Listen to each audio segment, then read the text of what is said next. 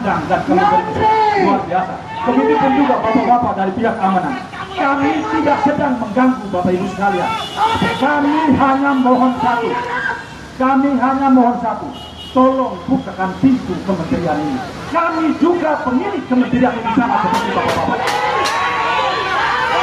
Kami ingatkan, bapak-bapak tolong bukakan pintu ini untuk kami boleh masuk. Dan kita semua terbuka dalam nuansa kekeluargaan. Kami anak-anak di sini, tolong bukakan pintu ini. Tolong. Untuk hari ini aksi PPT ini sebenarnya tuntutan dan poin-poin pentingnya ini apa saja? Ya, syukur alhamdulillah hari ini kami tenaga pendamping profesional atau yang biasa disebut dengan tenaga pendamping desa Indonesia yang tergabung dalam Aliansi Pendamping Desa Merah Putih hadir untuk menyuarakan dan meminta pertanggungjawaban Menteri Desa Pembangunan Daerah Tertinggal atas kebijakan yang tidak populis, kebijakan yang menyengsarakan melalui kebijakan untuk pemutusan hubungan kerja terhadap tenaga pendamping profesional dengan alasan yang mengada-ada. Kami adalah Aliansi Pendamping Desa Merah Putih. Hadiran ini utusan dari 37 provinsi Republik Indonesia. Kami hadir untuk menyuarakan agar tuntutan kami hari ini hanya ada dua hal pokok.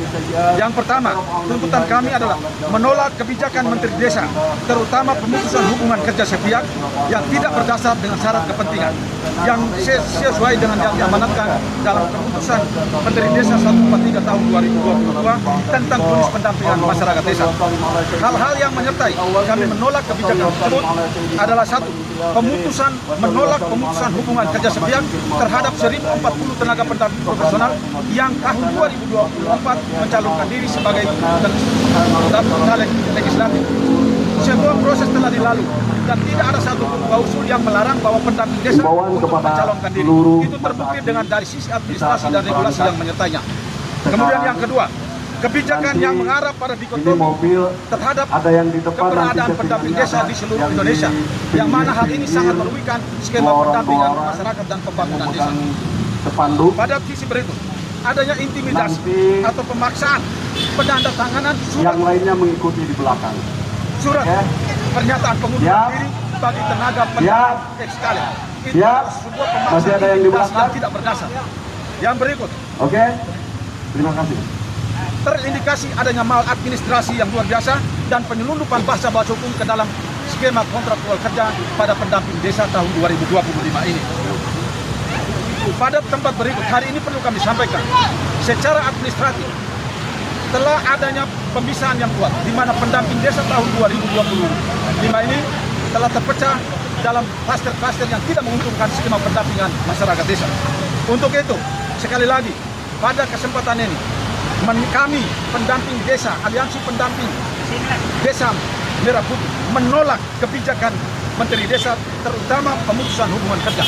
Poin kedua, pada kesempatan ini kami meminta kepada yang terhormat Bapak Presiden Republik Indonesia, Bapak Prabowo Subianto, untuk mencopot Yandri Sutanto dari jabatan sebagai Menteri Desa PDT karena atas kebijakannya yang telah menimbulkan satu, kegaduhan dan keresahan di kalangan pendamping desa, terutama intimidasi terhadap pendamping desa ex-caleg.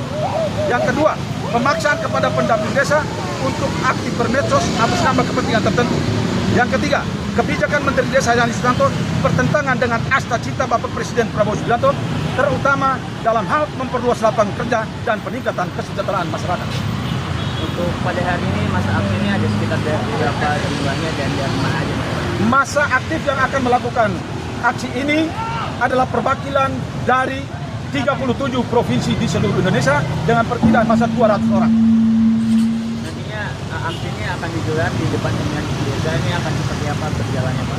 Aksi yang akan kita gelar di Kementerian Desa, yang pertama kita akan long march dari Taman Makam Pahlawan menuju Kementerian Desa. Di sana kita bersyarat dengan sangat kuat Kementerian Desa, dalam hal ini Menteri Desa, Wakil Menteri Desa dan Sekretaris Jenderal untuk menerima kami agar di dalam kami akan pecah dalam dua area. Satu tim untuk melakukan audiensi dan satu tim tetap melakukan orasi untuk menuntut dan menolak kebijakan-kebijakan yang telah dibuat oleh Menteri Desa. Pak, ini jika tuntutan pada hari ini mungkin belum bisa terlaksana gitu ya Pak. Mungkin nantinya akan ada selanjutnya atau akan seperti apa jika belum? Untuk hari ini, jika tuntutan kami, permintaan kami untuk audiensi tidak diterima oleh pimpinan di Kementerian Desa, maka Ya, selamat pagi Bapak Menteri, Bapak Sekjen, Bapak Kepala Badan. Kami adalah karyawan pendamping desa yang setia melayani rakyat Indonesia. Saudara-saudara, saudara-saudara se-Nusantara, kami hadir di Jakarta bukan tanpa alasan, saudara-saudara. Kami bukan datang jalan-jalan, kami bukan datang selfie, tapi kami meminta keadilan. Kami meminta pertanggungjawaban Menteri Desa Bapak Yandri Susanto, pengkhianat peradaban yang ada di desa.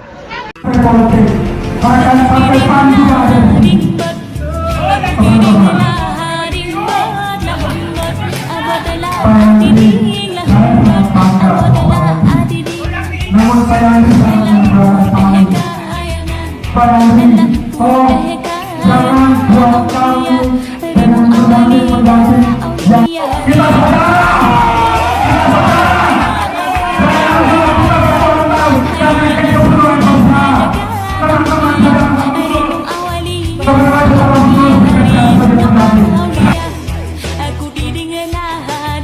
perubahan yang mau perubahan, ayo maju.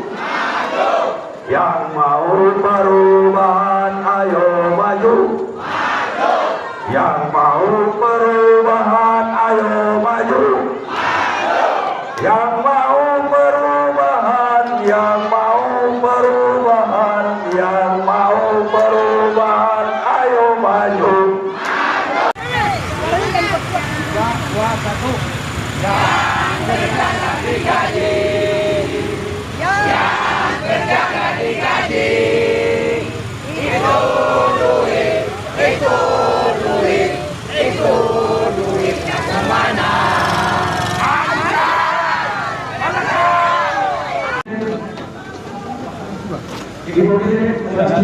ini mau live di TV, sekalian channel masuk ke istana.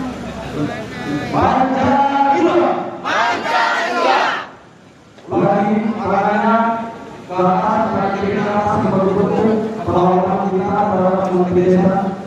Tangan kita. Oke.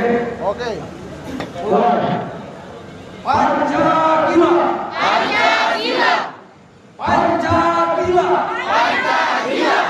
Tuhankan para penguasa. Dua. Kemanusiaan yang hilang dan tiada. Tiga.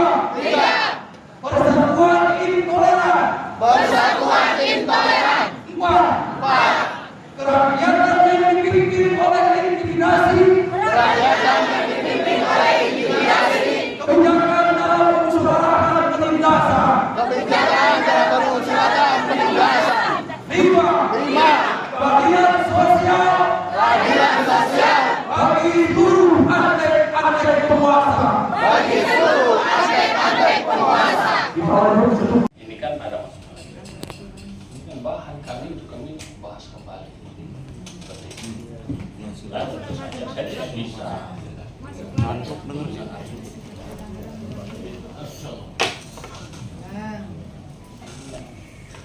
duduk aja dah.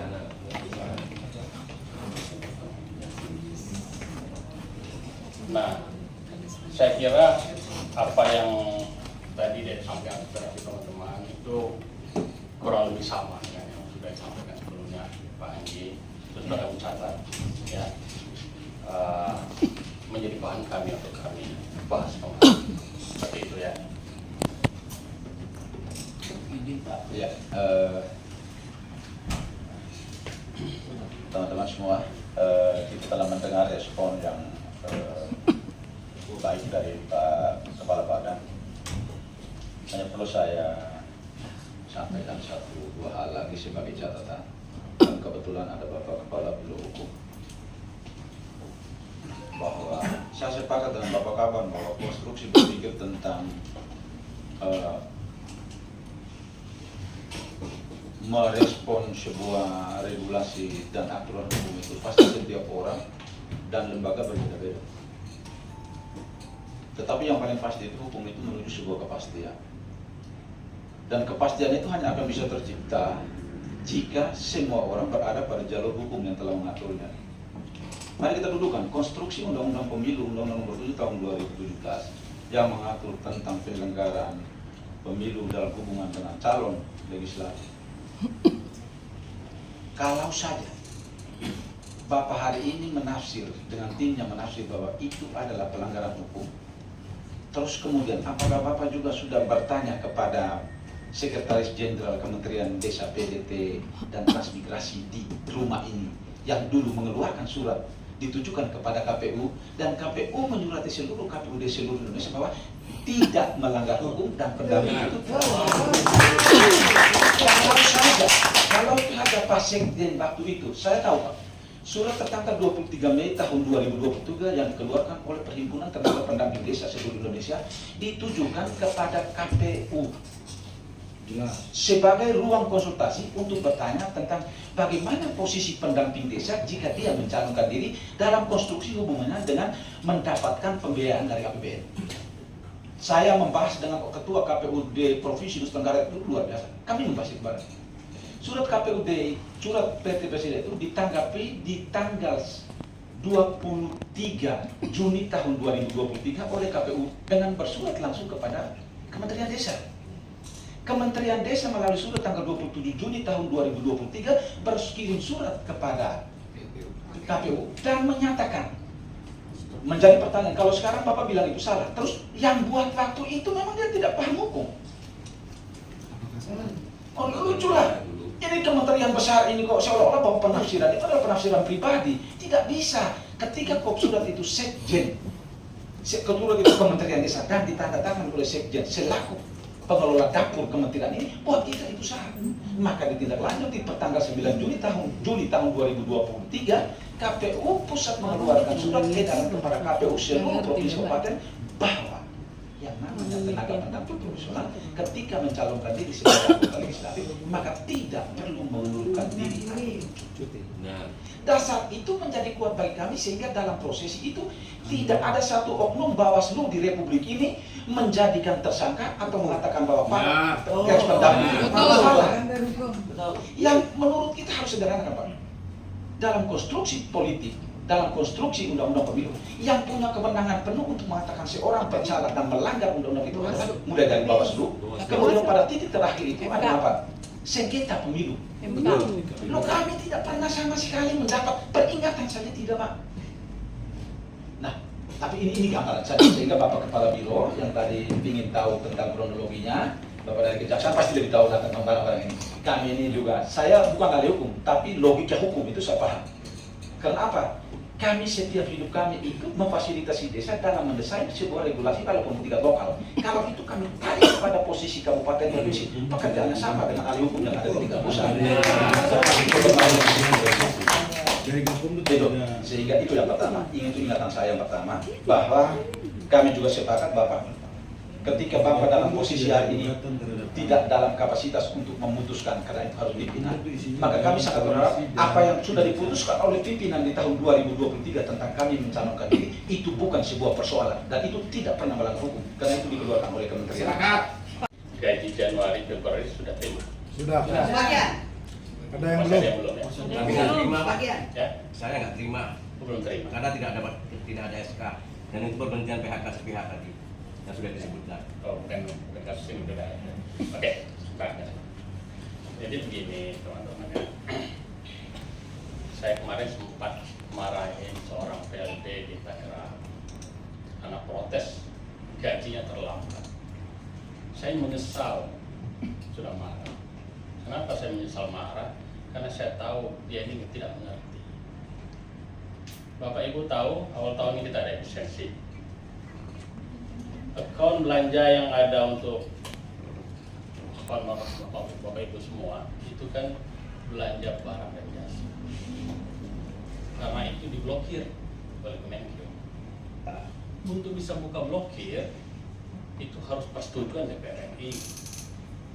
kita dapat persetujuan DPR RI itu menjelang akhir Maret, baru dapat persetujuan DPR RI. Setelah ada persetujuan DPR RI, apakah bisa langsung kita keluarkan uangnya? Tidak, belum. Harus buka blokir dulu di Kemenkeu. Kalau udah buka blokir Kemenkeu, bisa kami bayarkan? Belum. Proses administrasi di KPPN, mengisi data-data Bapak Ibu semua yang rekeningnya berganti dan lain-lain, itu semua butuh waktu. Dan ya kita berterima kasih dengan Pak Sesna dan timnya sudah berjuang keras, lembur ketika akhir puasa supaya Bapak Ibu semua bisa terima gaji dan belum semuanya bisa terbayarkan. Ya, karena yang perlu proses itu seperti itu. Tapi alhamdulillah artinya kan sudah terima. Begitu ya. Kemudian dari Pak C, dari Lani Jaya, saya udah berapa kali itu ke lembah beliau.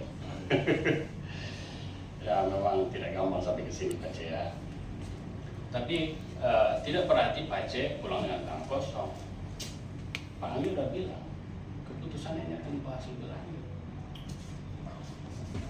Artinya belum tahu saya keputusan yang mana dan kapan. Saya sebagai broker tidak boleh saya memaksa pimpinan, nggak ada itu. Dan pimpinan kerjanya kan bukan hanya ngurusin pendamping saja. Nah itu Pak C ya, jadi akhirnya Pak Ali sudah bilang sudah ada keputusan hari ini. Artinya Pak C pulang tidak tangan kosong. Begitu. Kedua, Bapak Ibu semua, kita semua tahu sekarang ini di eranya Presiden kita Pak Prabowo itu target-target luar biasa, efisiensi gila-gila. Tapi kita percaya betul itu dengan tujuan mulia dan kita tegak lurus juga itu. Tidak ada kami bergolak sedikit pun uang kita dipotong. Kemudian target-targetnya kalau Bapak Ibu tahu, ketahanan pangan harus segera selesai tahun ini. Koperasi Desa Merah Putih, kemudian keluar lagi nih rencana baru untuk sekolah rakyat yang kami akan 20 titik di 20 kabupaten. Nah, kita Kemendes ini kan ada tugas khusus Asta Cita yang ke-6. Masih Bapak Ibu udah hafal. Nah, untuk melakukan tugas berat itu kita harus barisan kita harus rapi, profesional, tertib. Evaluasi kami itu kan ada kok. Silakan Bapak Ibu baca kontrak kerja tahun lalu. Kewajiban kami sebagai pemberi kerja itu melakukan evaluasi. Kami melakukan evaluasi 3 hal. 1 yang double job. Di sini ada Manas kita kan, Pak Joko ada. Itu Pak Nodiwan. Silakan tanya ke Pak Joko. Kemarin saya dapat surat dari BPK. Ada 55 TPP terindikasi double job, dia juga PKH di Kemensos. Dan saya harus menjawab BPK. Nah kemarin yang saya lakukan soal evaluasi kita itu hampir 500 orang yang double job itu. Dia TPP, dia juga P3K tempat lain. Dan itu melanggar kontrak kerja. Iya kan? Nah, tidak ada masalah. Kasih saya kesempatan. Ketika Anda bicara, saya itu nggak bicara. Nah, evaluasi kedua itu yang melanggar etik. Nggak banyak. Evaluasi ketiga yang melanggar hukum. Salah satunya Undang-Undang Pemilu. Dan itu kami bahas panjang lebar Pak Ali. Bukan saya sendiri. Kita melibatkan ahli hukum. Ya kan? Nah, kita sampai pada kesimpulan bahwa teman-teman yang kemarin nyalek tanpa mengundurkan diri, catatan ya, tanpa mengundurkan diri, itu melanggar hukum. Ya, ini pendapat hukum kami. Di belakang saya ini ada kepala biro hukum. Sangat mungkin bisa jadi teman-teman semua punya pendapat lain. Bisa. ya kan? Tapi pendapat hukum kementerian ini menyatakan bahwa itu melanggar hukum. Dan itu harus kita tertibkan. Seperti itu. Kemarin teman-teman yang nyalek ini kan kita berikan pilihan, Pak, mau buat surat pengunduran diri atau tidak. Sebenarnya itu niat baik, kepentingan teman-teman itu saya pikirkan. Mohon maaf teman-teman ya, kalau saya mau raja tega, kan untuk bayar gaji bulan Januari Februari harus ada kontrak. Ada. Ya, sabar dulu. Kalau tidak dengan SK itu tidak dilanjut dengan kontrak, tidak bisa dibayar. Tapi karena pertimbangan, karena saya merasa teman-teman saudara sudah bekerja secara real, Pak Andri, di Januari Februari itu terbayar. Ya. Nah, Kopdes Merah Putih terkait dengan Hampang 20% Pak, sampai sekarang kami tinggalkan Pak. Karena apa? DRP kami nggak bisa kami buka Pak. Ngapain kami ke lapangan Pak? Mandu desa tapi kami nggak bisa isi DRP. Tahu juga nggak klaim gaji.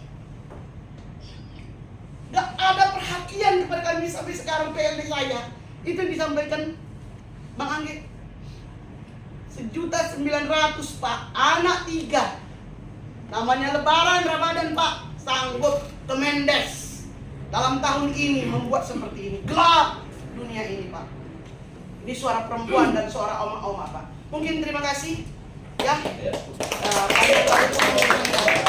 Luar biasa Bapak Kaban dan semua kita telah mendengar menyimaknya, dan kami mohon Bapak Kaban untuk meresponnya biarlah kita semua mengetahui. Silakan. Ya. Suara atau perintah by handphone kali ya kepada orang-orang tertentu yang berada di posisi-posisi tingkat provinsi dan kabupaten tempat kami tinggal seluruhnya, ini tidak akan terjadi. Tidak akan terjadi Pak, karena ada suara seperti itu mengkat kami, DRP kami ditutup, ya, gaji kami tidak masuk, dan beberapa kawan-kawan pendamping tanpa sebab apapun, tidak caleg, tidak mengurus partai, tidak dimasukkan gajinya. Sementara Ramadan dan Lebaran Pak, anak sekolah menantang kita. Nah, apa yang Bapak sampaikan tadi, ini bukan keputusan kami, itu tetap keputusan pimpinan. Ini berbicara perusahaan kah atau berbicara negara? Kalau berbicara perusahaan, keputusan penuh milik pimpinan. Tapi kalau ini berbicara tentang negara, kita berbicara regulasi, kita berbicara perundang-undangan, kemaslahatan, keberlanjutan program, siapa ini, ikuti regulasi. Kalau memang kami salah di regulasi, kami siap. Nggak mau kita capek-capek di sini Pak. Uang yang tidak ada di tangan ini Pak, diutang-utang, dicari-cari untuk ketemu Bapak, untuk ketemu dengan Pak Mendes yang mewajibkan seluruh pendamping desa se-Indonesia bermedia sosial. Tak ada regulasinya itu Pak di undang-undang manapun. Jadi saya secara pribadi tidak pernah mengikuti medsos itu Pak, izin Pak. Kenapa? Itu tidak ada dalam regulasi. Jadi harapan kami, pandang kami, memang kami adalah anak-anak Bapak, ya, anak-anak Kementerian Desa, pandanglah kami itu sebagai anak. nah kalau teman-teman masih merasa kurang dalam penyampaian, masih ada lagi yang ingin disampaikan lebih lanjut, silakan. Tapi kita tidak punya banyak waktu ya. Saya cuma jawaban. kita batasi dan tentang Indonesia itu, mohon maaf Pak Anggi, teman saya ini seluruh Indonesia. Teman sekamar saya dulu orang PKK, teman saya dulu orang Biak, saya sedih sekali dia orang Biak. Orang Biak ketika dia terakhir telepon saya itu dengan logat Jawa yang sangat halus, dan dia sudah tahun 5 sudah Jawa. Jadi tentang karakter seluruh Indonesia ini saya cukup paham, karena saya sekamar dengan mereka. Saya tahu teman saya PKK itu berapa kali kentut dalam satu malam. Seperti itu. Jadi kita tetap dengan cara yang santun. Kita punya etika yang itu Pak, silakan Pak. Ya, ini teman-teman saya moderator ya.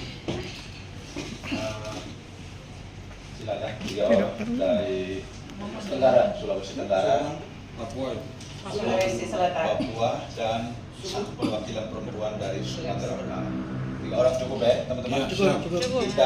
Kita mencoba untuk menyimak apa yang disampaikan oleh saudara yang lain sehingga tidak terjadi pengulangan terhadap hal yang sama.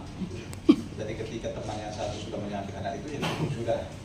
Sehingga kita kemudian yang kedua, concern kita itu pada apa yang disampaikan oleh Bapak Kaban, bahwa pada intinya keputusan yang sudah ada itu adalah keputusan untuk dibahas lebih lanjut, karena yang bisa memutuskan itu adalah pimpinan. Itu kan sebuah keputusan, toh. Jadi itu kan keputusan.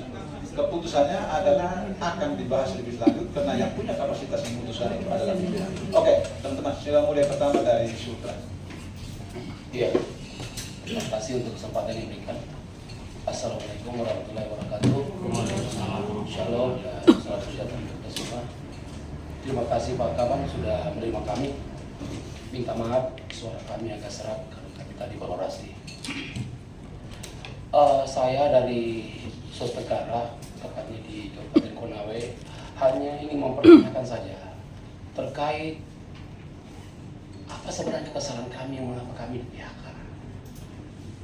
Regulasi mana yang kami langgar supaya menjadi dasar kami nanti, atau bisa kami pelajari, oh iya betul-betul kami melanggar, sehingga kami tidak berjuang memperjuangkan sesuatu yang tidak akan mungkin kami berhasil. Kami sudah jelas apa yang kami langgar disampaikan hari ini. Oh ya betul, sesuai dengan aturan, tidak ada ruang kami untuk masuk, ya sudah selesai. Tapi kalau tidak disampaikan hari ini apa yang kami langgar sebagai pendamping, tiba-tiba kami di PHK, itulah yang menjadi perjuangan kami hari ini. Jangan dulu kita masuk di persoalan mengenai perpanjangan kontrak, kalau itu masih